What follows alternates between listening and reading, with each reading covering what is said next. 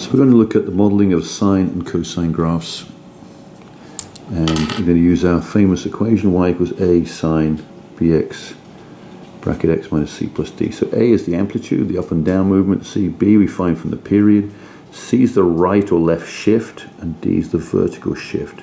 So on the graph here, the a, well, first of all we need to find the line that goes through the middle of our function. Just like the line of rotation, that one there. So a is going to be this distance here, from there to the top, or it's going to be this distance here, from down there, there. That's our a value. This is our d value. Now the period is the distance from the start to where it repeats itself. So this distance here for this graph would be the period, and we can work that out, and we know that period, whatever it is going to be 360 degrees divided by b, and we can work out by b by swapping these two over. So basically the b equals 360 degrees divided by the period. So that's a little formula there we can work out. So we know how to find a, we know how to find b, d, and we know how to find b. And the last one we need to find is our c value, this one here. And as it's a sine graph, what we're going to do is find out where sine starts first of all. And this is a sine graph starting and going through one revolution, that period there. So sine starts at 0. The distance c is going to be this distance here, and therefore we found out our a, b, c and d. Okay, modelling sine and cosine graphs. So we're going to find the equation of this graph up here using y equals a sine bx minus c plus d. So the first of all we need to do is locate some important points on this graph. And if you look at this point here, that is the point 150, comma, and if you look at the scale, it's -5, so -1, 2, -3. So 150, comma, -1. That's the maximum point. If we come down here to the minimum point here, looks like it's there. Let's have a look. 300 to 350. So these are 10s, so 330. Comma, -5.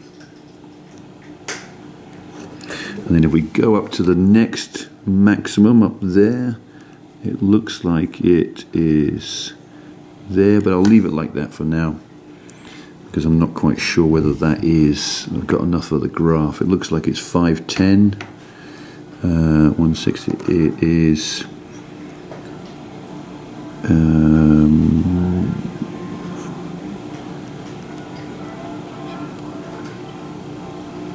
it is indeed 510. I just worked it out in my head. So that is up there is 510, comma, -1. Just did that quickly in my head, and it's quite relevant later on. So what we've identified is a maximum point and the minimum point here. So now we go to our graph. The A point is the maximum minus the minimum divided by 2. The max minus min divided by 2. So it's got a formula for the A. So out of these two numbers, 150 and -1, which is the maximum? Well, let's have a look. 150 is on the x and the -1's on the y. So the -1 therefore becomes the maximum point. So we substitute it in, it becomes -1 minus, what's the minimum? Minimum is going to be -5. 330 is on the x-axis, so -5. So -1 minus 5 divided by 2. And -1 minus minus becomes -1 plus 5 divided by 2. 4 divided by 2 is 2. So what we're saying is the amplitude is 2, and we'll come back to that in a minute. D has a formula too. It's going to be max plus min divided by 2. So we know the maximum was -1 plus the minimum -5 and divided by 2. So -1 plus -5 is -6 over 2, -3. So we know that D is -3. Now remember, D is the line through which the axis of revolution for our graph. So we can draw this straight line all the way through the graph, and that will help us understand where the amplitude comes from.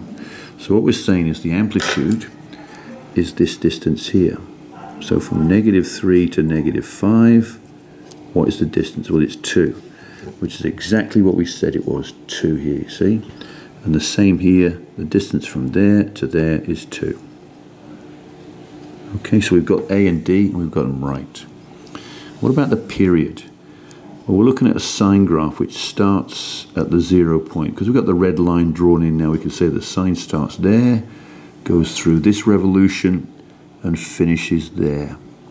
So what is that distance? So that point there looks like it's 60. So the graph starts at 60, -3, and then goes all the way to that point there, which is 420, -3. And that's where we have our period. Okay, so now we're going to look at the x values. So from 60 to 420 is the length of one period, and we're looking at the distance this way, so we're looking at x values. So the period is going to be 420 minus 60. Let's write that down. Period equals 420 minus 60, which we know is 360. And if we find B equals 360 divided by the period. And if the period is 360, we've got 360 divided by 360, which equals 1. So we know B is 1. How do we find out C? Remember, C is the distance for when the sine starts. So C, if sine starts here, this distance here is C. And that is a distance of 60. So therefore C equals 60. So our final answer is y equals A is 2, sine B, so B is 1, x minus C is 60, plus D, and we know that D is -3. So we rewrite that and we get y equals 2 sine x minus 60. We don't need to write the 1, minus 3, because plus minus makes a minus. There's your answer. Great question. So that graph has that equation. Okay, so we're given the graph, and now we've got to make it into a cos graph. So again, we go through and find some important points. So that point there, each one of these is worth 20, I think it is. So that's going to be the point 90, 0. It's on the axis. This one up here is going to be 220, 240, 260, 270,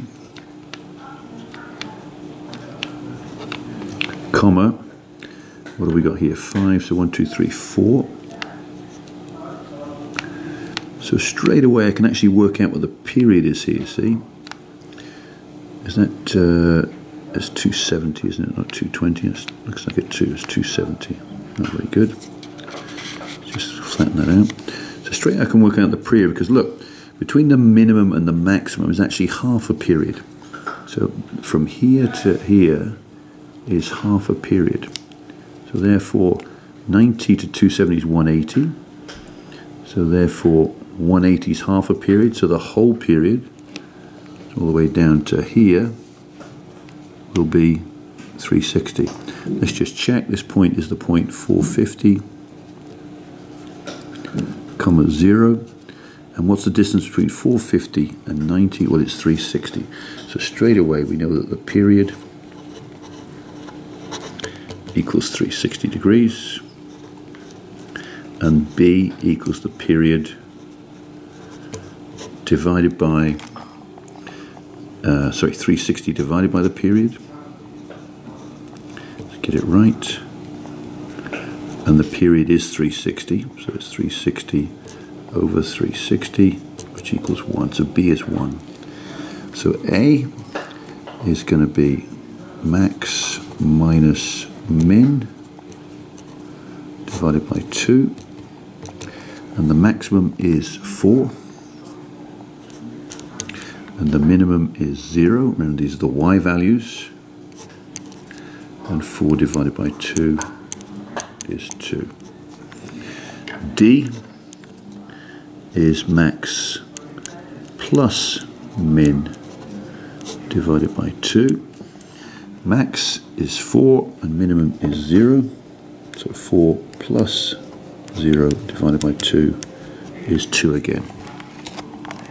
So we've got A, we've got B, and we've got D. And what about C? Well, where does cos graph start? Cos starts at a maximum, doesn't it? So that would be here. I guess what we should do is draw the D value in, which is at the point 2, isn't it? So let's just draw this line that goes all the way through, a line of revolution we call it, all the way through the graph at 2, there. And cos starts at a maximum, that's the maximum there. So that means that the distance for C is going to be all the way from here to there. That distance there is going to be our C value. And if you look at the graph, what is the C? There's going to be an X, and that's the point 270 there. So C is going to be equal to 270. And therefore the final answer is y equals A. A is 2, cos B is 1, so we don't need to write it, x minus 270 degrees plus 2. And that's the graph.